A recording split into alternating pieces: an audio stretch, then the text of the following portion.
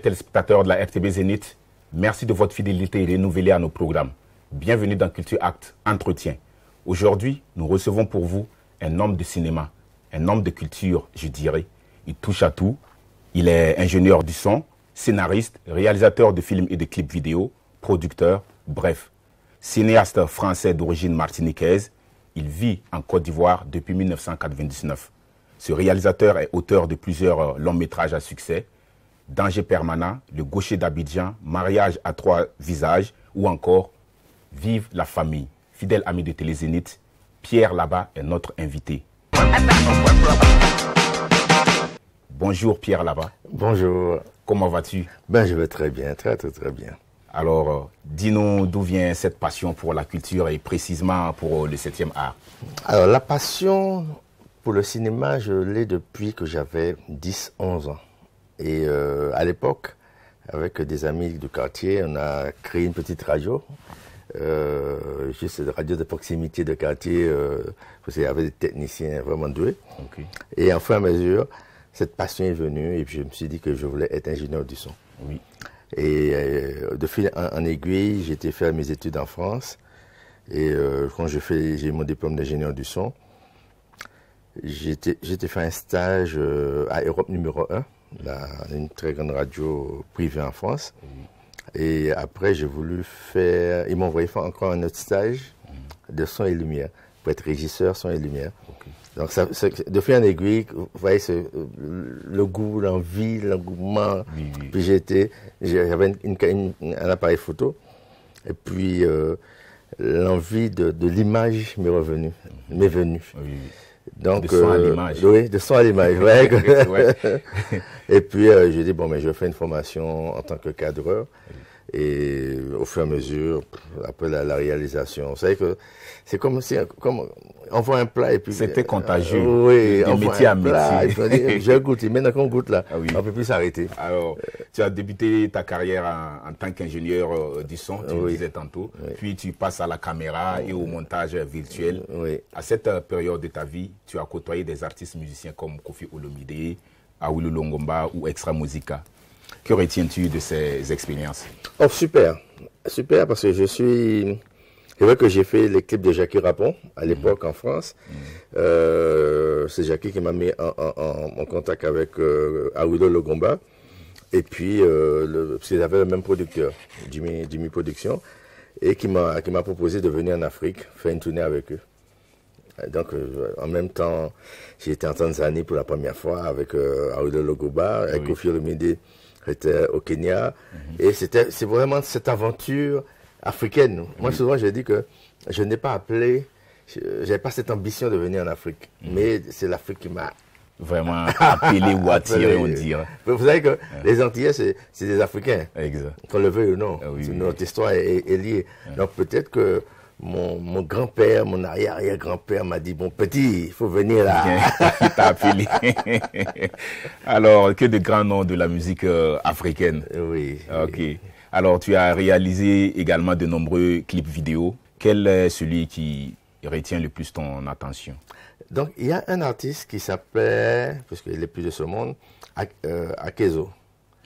Et il faisait une chanson en BT. Je comprenais pas, je comprends toujours pas le BT, mais je suis parti dans son village et quand j'ai vu le paysage, je suis tombé fou amoureux du paysage, même si je comprenais pas la musique. Donc, c'est-à-dire que j'ai réussi à faire un clip, ne pas comprendre la chanson, mais qui a été un beau clip. Les gens ont aimé le clip, mais c'était vraiment, c'est surtout le paysage qui m'a plu. Mais je dis qu'au Burkina, vous avez il fallait que le message épouse le paysage. Voilà, pour que ça soit plus en harmonie avec la chanson. Tout à fait. Ok. Et depuis 2017, tu es le réalisateur attitré de la méga star Alpha Blondy et pour tous ses concerts dans le monde entier. Qu'est-ce que cela implique? C'est de 2000 à 2012. De 2000 à 2012. De 2000 à 2012. Voilà. Nous avons eu à faire le tour du monde pour faire des concerts et puis... non, j'ai trouvé ça formidable. Ok.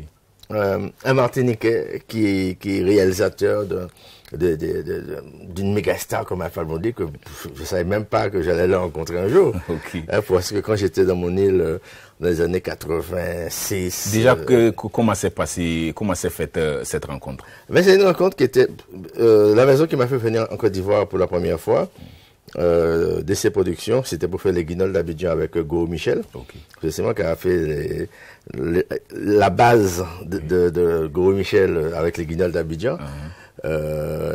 Et ils ont demandé, connaît Dodo, le manager, qui est aujourd'hui le patron du Palais de la Culture à Abidjan, lui a demandé que, bon, comme le blanc est là, bon, mais si le petit blanc là peut faire un clip pour Alpha Blondy.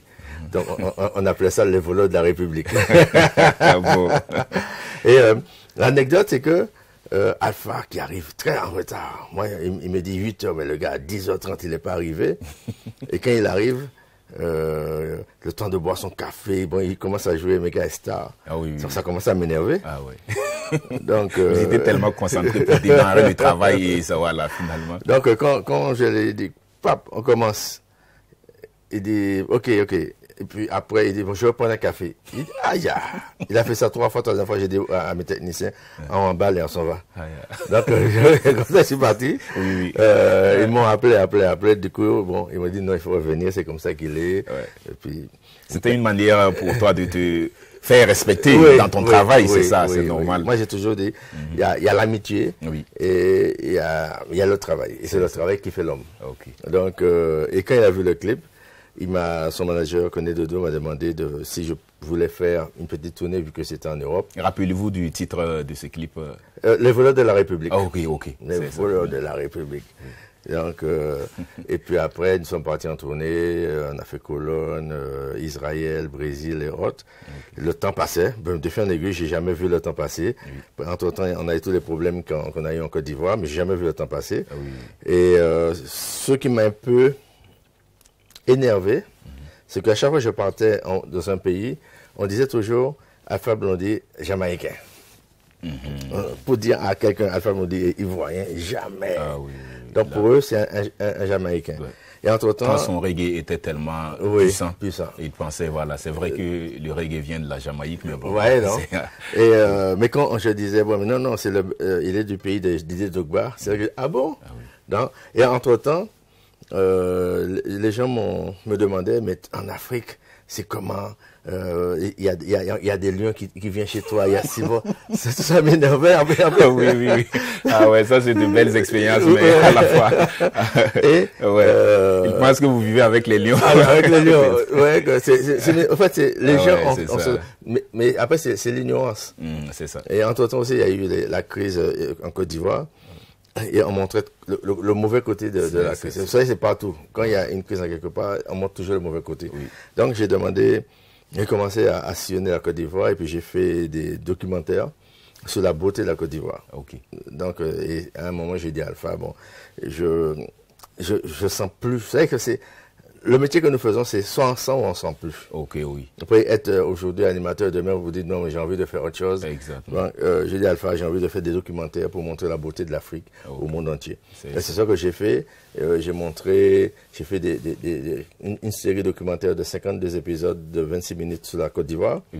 Et après, je suis venu au Burkina Faso pour la première fois. Justement, en même temps, on va évoquer ces deux. Ce sont des séries. C'est des séries. Voilà. C'est des séries documentaires. Ok. Donc, et je suis venu au Burkina. Suivez le guide Burkina, suivez le guide Côte d'Ivoire, 2014-2017. Voilà. Ce qui m'étonne, quand j'ai fait les documentaires sur le Burkina Faso, et puis je suis parti en Côte d'Ivoire, et puis je chahutais les Ivoiriens en leur disant, vous savez que vous dites qu'au Burkina, il n'y a pas d'eau, mais si les Burkinabés coupent le robinet à Banfoa, vous n'aurez pas la Komoué. La Komoué, c'est ça. Donc, je leur dis que la Komoué fait quand même près de 1800 km. C'est vrai. Ça prend sa naissance à Banfoa, et après, ça va descendre, déverser à Bassam. C'est vrai. Donc, vous voyez que le jour que vous êtes fâché, on a beaucoup à dire, on va évoluer dans notre entretien. Alors, est-ce que le fait d'avoir exercé plusieurs métiers en lien avec le cinéma ne fait pas de toi un homme plus exigeant sur les plateaux de tournage? À la base, je suis très exigeant. sur moi-même. Okay. Donc, je pense que c'est cette exigence. Vous savez, en tant qu'Antillais, je reviens dessus, on a un problème, je ne dirais pas un problème d'identité, mais on a un problème de... On ne se retrouve pas. L'Antillais ne se retrouve pas. Pourquoi? Parce qu'il est africain et il est français. Oui. Quand je suis en France, on me dit le noir. Quand je suis en Afrique, on me dit le blanc. Ah, okay. Donc, vous voyez, donc, quand je travaille en France, je veux toujours montrer aux métropolitains que je suis plus fort qu'eux. Donc, je suis venu en Afrique, je dois montrer à mes jeunes frères que pas forcément plus fort, mais l'expérience fait aussi... Vous avez beaucoup de connaissances de l'Afrique. Voilà. Voilà. Et j'ai envie de transmettre cela. C'est vrai que je suis très exigeant sur le jeu des acteurs, sur la technique, parce qu'il faut que je me dis que faut que les gens respectent notre cinéma. Voilà un peu pourquoi mon exigence, c'est il faut que quand on fait un film, ça va dans un autre pays, il faut qu'ils respectent le cinéma. Ok. Le produit fini doit être à la hauteur. À la hauteur. Gaucher d'Abidjan, sorti en 2008. Ouais. Voilà, est l'un de vos films qui a connu, voilà, un grand succès au Burkina. Oui, oui, oui. J'ai fait 120 000 entrées au Burkina Faso. Oui. Je détiens jusqu'à aujourd'hui le record de l'entrée en salle de cinéma au Burkina Faso. Okay. Et ça m'a surpris. Je ne m'attendais pas à cet engouement. Okay. Et j'avais promis aux Burkinabés de faire un film pour les remercier. Et c'est pour ça que j'ai fait le mariage à trois visages au Burkina Faso, à Bobo Dioulasso, avec des acteurs ivoiriens et burkinabés. Alors, on remarque que tes films traitent des questions sensibles sur fond d'humour. Voilà. À quoi cela répond? Vous savez que mon premier film que j'ai réalisé en Côte d'Ivoire, à part les Guinéens d'Abidjan, bien sûr, c'était Coupé décalé. Oui, 2005. 2004-2005 oui, à peu près. Okay. Et c'est parce que, quand j'ai fait ce film, j'avais quelque chose à dire parce que les enfants, on les faisait faire travaillement dans la boîte de nuit. Et au petit matin, je vois les enfants qui dorment là et puis ils n'ont même pas d'argent pour entrer chez eux. Vous voyez que c'était... Donc, psychologiquement, ça m'avait marqué. Donc, j'ai dit, qu'est-ce que je dois faire pour sensibiliser la jeunesse? Donc, j'ai sensibilisé la jeunesse en faisant le film Coupé décalé, sur un brin d'humour pour montrer le côté, ce qu'il ne faut pas faire, ça il faut faire, ça il faut faire. J'ai fait Le Gaucher d'Abidjan, c'est pour montrer le côté villageois, mais il y a un message en bas qui est passé. Par contre, je reviens à mariage à trois visages, c'est un lapsus, c'est mariage à trois visas. Visa. Voilà, c'est pour ça que quand vous voyez, j'ai fait un loop visa, mais les gens ne font pas. C'est pour ça qu'il faut décortiquer les affiches. Ah oui, oui, oui. Donc c'est expressement fait. C'est expressement fait. Ah, okay. C'est l'histoire de métropolitain qui vient en Afrique pour chercher sa négresse, excusez-moi du terme, mais c'est la réalité. Okay. Et les bouteurs à l'époque, sur Internet, qui se font passer pour des femmes. Donc c'est une histoire que le gars, il a besoin d'une femme, et une femme africaine, en général je dis, et le gars, le bouteur, veut un visa pour aller en France. Vous voyez, non? Il se cache derrière. Voilà. Certainement, il a mis une photo de femme. Il a mis une photo de la femme, et puis, qui est une villageoise, on ne connaît même pas, elle ne connaît même pas Internet, chez elle-même, il n'y a pas courant. Ah, oui. Donc, et c'était une belle expérience. J'ai toujours voulu jouer avec, excusez-moi, avec les Bobo Diouf. Oui. Donc, j'ai pu tourner avec Souké, avec Fatim, Siriki et Oyou. Okay. Et du côté Côte d'Ivoire, j'ai fait venir Amoin et Jackson. Selon vous, de cette façon, le message passe plus facilement? Oui, ça passe super bien. Okay. En fait, parce que vous savez que, sous fond du monde, les gens ne se rendent pas compte. Vous savez, je prends l'exemple. Vous avez un enfant en bas âge. Vous criez sur lui. Il aura peur de vous. Mais est-ce que le message est passé? Mais si vous rigolez avec lui, mais tu sais, il ne faut pas toucher. Si tu touches ça, donc tu le blagues, ça passe. Donc en gros, voilà, c'est ça que c'est pour ça que je traite tous les sujets, mais avec beaucoup d'humour. Beaucoup d'humour. Alors, tous ces films que vous avez pu réaliser et ont reçu des critiques, comment est-ce que vous accueillez ces critiques? Ça m'a fait avancer, ça m'a fait grandir, Oui. ça me fait évoluer. Avec, Surtout quand ça vient des professionnels. mais souvent même, j'aime bien que ça vienne Ça vient de citoyens lambda. Ah, ok. C'est un citoyen lambda qui me dit, ah, mais Pierre là-bas, mais j'ai vu ton film là, mais tu sais que... Ouais, Il dit, ah, j'ai pas pensé. Effectivement. Ouais, ouais, par exemple, je suis parti en salle voir Nina, et puis les enfants riaient. C'est les enfants qui riaient. C'est quoi ça? Donc, ça m'a... J'ai pas pensé. Oui. Ce public enfant, c'est eux qui riaient. Vous voyez que la vie, c'est toujours... C'est vrai. Il faut savoir prendre peut-être des scènes qui ne sont pas pour vous un peu rigolo. Oui. Voilà, mais pour les enfants, c'est rigolo. Okay. C'est pour ça que je dis que s'il n'y a pas critique, il n'y a pas évolution. Celui qui est brinqué, j'ai fait mon film, c'est comme ça je veux. C'est la paix. Ouais. Ok, cette personne-là, dans 2 films, il ne va plus évoluer. Donc, celui qui prend le temps d'écouter, d'analyser. Moi, avant de faire une scène, je demande toujours au metteur en scène, à l'acteur et même à mes techniciens, qu'est-ce que tu en penses? Et chacun me donne leur idée. J'ai dit, ok, j'analyse et puis je fais. Vous voyez, parce que si moi je viens, je suis le réalisateur, c'est ça ou rien. Bon. Les avis des autres comptes aussi. Tous ceux qui sont sur le plateau veulent que du bien du film. Tout à fait. Voilà, le produit fini, voilà, à la fin on met le nom de tous ceux qui ont participé à réaliser le film. Alors, tu fais des longs métrages et également des séries. Ta série Vive la famille a eu également bon écho auprès des cinéphiles et des professionnels de cinéma. Alors, parle-nous de cette série, les conditions de tournage notamment. Vive la famille, je suis très fier. Je suis très fier parce que ça a été un grand succès au niveau national et international, puis je suis passé sur des chaînes très connues. Oui, et rare que ces chaînes-là puissent passer des trucs, des séries africaines. Donc, ça veut dire qu'au moins la qualité y était, le jeu d'acteur y était. Mais je retiens que pour faire une série, un sitcom surtout, parce que ça n'existe pas, il faut un bon scénario. La base, c'est un bon scénario. Après, le petit génie des acteurs. Donc, je retiens que du bon. Ok. Alors, quel est le motif de ta présence au Burkina en ce moment? Le motif de ma venue au Burkina en ce moment, c'est Nina. Nina. C'est un prénom? C'est un prénom, hein? Oui. Mais Nina, ce que Nina fait. Ah bon? Ok. Mais Nina, elle n'est pas bien. Tu sais qu'elle est partie se marier en France. Elle était à Ouaga et elle est partie... Elle était en Côte d'Ivoire, elle est partie en mission en France et bien s'est mariée. Donc c'est ça qui est Nina. Alors, elle y reste ou bien elle espère revenir ou bien elle compte revenir? Mais il faut qu'elle revienne, elle était partie en mission. Oh. Donc elle s'est mariée là-bas, maintenant avec un Antillais, un Martiniquais de ce quoi. Oui. Aïe, on peut faire ça. Aïe. Alors, donc, c'est, comment dire, en gros, ce qui est raconté dans le film. C'est ça qui m'a amené ici. En ce moment, Nina, c'est un long métrage que j'ai fait qui est en salle en ce moment.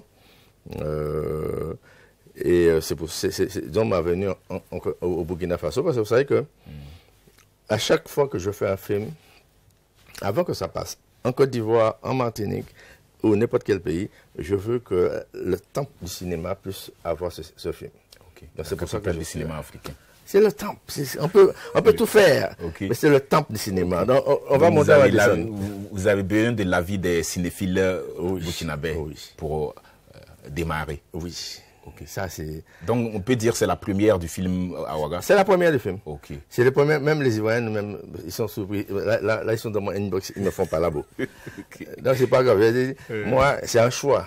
Vous savez que même quand j'ai fait suivre le guide Burkina, je l'ai lancé au Burkina avant de le lancer en Côte d'Ivoire. Je ne sais pas pourquoi, mais donc je me sens burkinabé. Okay. Alors, comment ce film est accueilli en ce moment? C'est vrai que c'est toujours dans les salles, mais vous avez dû participer à la première et écouter ce que les cinéphiles, leur avis. Très. Ils ont bien accueilli ça, le film. Surtout, comme j'ai dit, c'est une comédie, mais je traite un sujet qui est très spécial. Vous savez que tout à l'heure, je disais, l'Afrique, et c'est juste ses coutumes. L'Afrique a des je peux dire, encore des repères. Et c'est ça que je voulais montrer au monde entier. Le repère. Parce que vous savez qu'un jour, j'étais en France et je monte chez moi à 2 h du matin. Je vois une jeune fille qui a 13 ans dans l'escalier. Je l'ai ramenée chez elle. Elle dit, mais tu n'as rien à faire là. Mais toi, tes parents sont africains et puis toi, à cette heure-là, le lendemain, le père vient sonner chez moi et puis me dit, merci monsieur, moi j'étais au travail, je ne savais pas ça, c'est sa mère qui vient de me dire ça. Vous voyez que c'est pour vous dire qu'il y a cette valeur africaine. Donc Nina, c'est ça. Nina, c'est vrai que sous forme d'humour, j'arrive à concilier la Caraïbe et l'Afrique, la Martinique et la Côte d'Ivoire. Donc, c'est une comédie romantique de 2 personnes qui se croisent en France. Alors, chacun sont en mission. Donc, lors d'un dîner, ils se croisent, boum, Cupidon passe là-bas. Ils sont tellement amoureux. Ils se marient sans réfléchir. Eh bon, mon gars, il faut qu'on se marie. Non, si je te... C'est un coup de foudre. Un coup de foudre. Cupidon est passé là-bas. Donc, après, ils sont repartis chez eux. Mais maintenant, comment expliquer à leurs parents respectifs que ils se sont mariés. Surtout que le père de Nina, il est vraiment ancré dans la tradition. Donc ça passe pas. On n'a pas fait les PPS, pour Poussoum, c'est les fiançailles, les mariages traditionnels. Voilà, les étapes n'ont pas été respectées. Donc le père, pour lui, le mariage est nul. Et s'ils veulent vivre ensemble, ils sont obligés de refaire tout. Aller demander. Vous savez que ce qui est intéressant, c'est que à travers Nina, montrer les justes coutumes, parce que dire par exemple, ok, vous savez, si par exemple, on tient encore, il y a quelques peuples, si vous faites un enfant et vous n'êtes pas encore marié, le jour de la dot, on va vous dire que elle était bien, maintenant vous l'avez suivi. Donc il faut payer. Vous voyez, non? Donc c'est tout ça là, c'est ce jeu là que j'ai voulu faire. J'ai même mis le jeu des sœurs pour voir si le gars il aime sa femme, s'il connaît sa femme. Le jeu, il y a un petit jeu, le jeu de la dot. Donc voilà, en fait c'est se voilent, les femmes se voilent, elles viennent à toi de choisir ta femme. Voilà. Donc c'est ce jeu-là que j'ai voulu montrer. Et surtout, c'est vrai que nous, Africains, c'est pour montrer que nous avons des justes valeurs, mais aussi montrer aux Antillais que même si nous sommes Français, mais il ne faut pas perdre sa valeur. Parce que nous, c'est vrai que... Les origines. Les origines. Pour moi, c'est important. Il faut qu'on ait un repère. Alors, quel est le mot à l'endroit des Wagalais, des téléspectateurs qui nous suivent sur ce film? Chers frères, chères sœurs, Nina, là, c'est pour toi. C'est pour toi. De toute façon, quand tu vas aller là, tu pars avec tes mouchoirs. Tu vas arriver fatigué. Surtout Dosso, le vieux Dosso. Je ne sais pas si vous le connaissez. On le connaît très bien. Le vieux Dosso. Et lui là, c'est lui qui incarne le rôle du père. Ouais, non. Abbas. Abbas est dans le film. Abbas, c'est lui qui est le chauffeur de Nina. Mais c'est lui qui fait les 400 coups avec le mari de Nina. Donc vous voyez que c'est un film, il faut aller voir. Il faut aller voir en famille, surtout en famille. Donc Nina est à l'affiche. Ça passe actuellement au ciné Burkina. C'est en ce moment au ciné Burkina à toutes les séances. Ça passe au ciné Newaya la semaine prochaine. Et puis ça va revenir encore tant que vous demandez. Demandez. C'est pour vous, Nina, c'est pas pour moi. Outre le fait que la plupart des réalisateurs, des cinéastes font de l'autoproduction en Afrique ici, quelles sont les difficultés que vous rencontrez? Il y a 2. Le premier, c'est...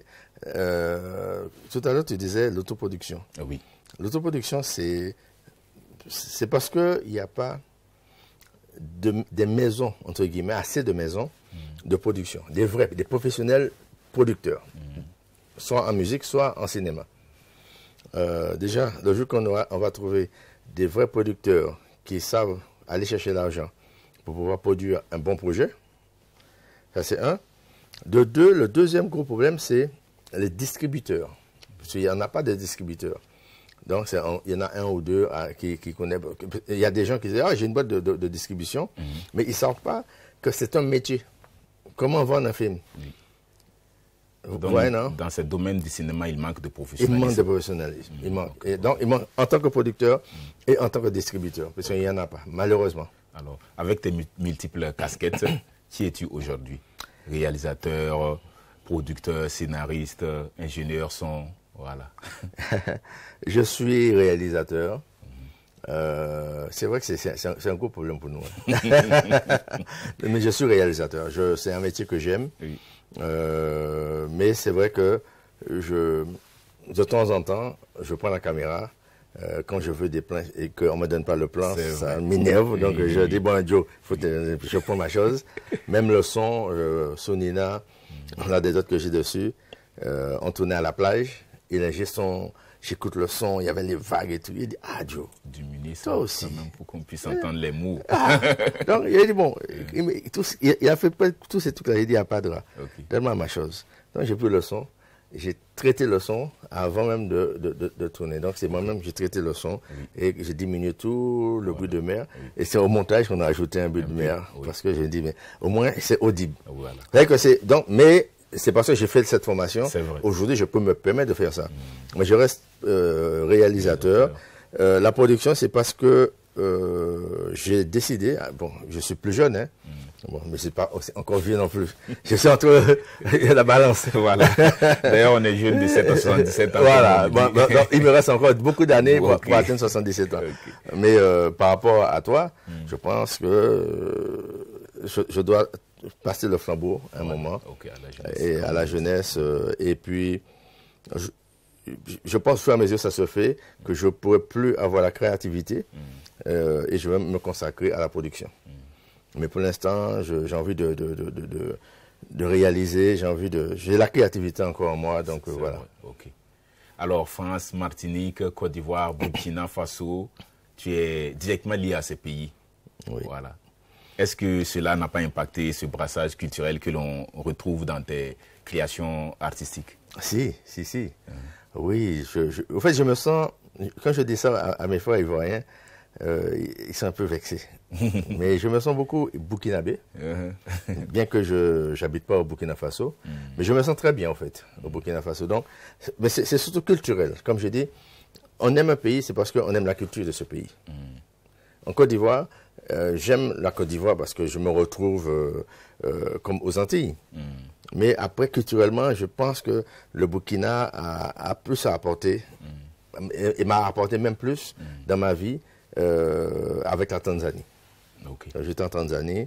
Ces deux pays, je pense que j'aime, je ne sais pas comment dire ça, j'aime l'esprit, j'aime la manière que les gens... Bon, il ne faut pas changer. Oui. Parce que je ne sais pas expliquer, donc, mais il ne faut pas changer. ça marche alors. Alors, nous tirons vers la fin de notre entretien. Quels sont tes projets, un film en écriture ou en tournage? J'ai un projet. Là, j'ai une série qui va sortir parce que je vais faire Nina en série. Parce que les gens demandent, il y a beaucoup de sujets à traiter. Donc, je vais faire Nina en série. J'ai déjà mis en écriture. On m'attend à Abidjan pour donc faire... Nina après version long métrage. Oui, Nina en version 4 saisons, okay. 50 épisodes en série. Après, j'ai un projet, je dirais, très proche avec une Burkinabé qui s'appelle Raïssa Henri. Henri Raïssa, dans le long métrage. Donc, très bientôt, je serai à Ouaga, au Burkina en tout cas, pour ce long métrage. Okay. Donc, à Abidjan, on est en train de finaliser certaines choses et puis on va aller Banco 2024, pied là-bas, caméra en main. Alors, autant de projets à réaliser, vivement que Dieu vous donne les moyens et puis Amen. Voilà. Bien, en fait, on a déjà les moyens, puisqu'on a l'esprit. Okay. Tant qu'on a l'esprit, on a les moyens. Alors, ton mot avant qu'on se dise au revoir. Nina, en salle, merci. Parce que vous êtes vraiment... Moi, j'aime ça, c'est pour ça que j'ai dit que j'aime le bootcamp. C'est fort. Si on va à Abidjan, oui. Et puis on va dire, bon, ben Joe, je viens avec un film. Je viens avec un film. Ok, il a qu'à partir là-bas. Donc, restez toujours comme ça. Restez toujours comme ça. C'est vraiment Comme on dit, vraiment, la terre des hommes intègres, c'est ça qui est bien. Donc moi, j'ai à dire que le film Nena, c'est le film des Burkinabés. Ils ont qu'à aller voir Nena en salle. Et puis c'est pour eux. Okay. Merci à vous d'être passé dans nos locaux. Merci à vous. Okay. Fidèles amis de Télé Zénith, nous sommes au terme de notre entretien. Merci d'avoir été des nôtres. Prenez soin de vous. Au revoir et à la prochaine pour d'autres aventures culturelles.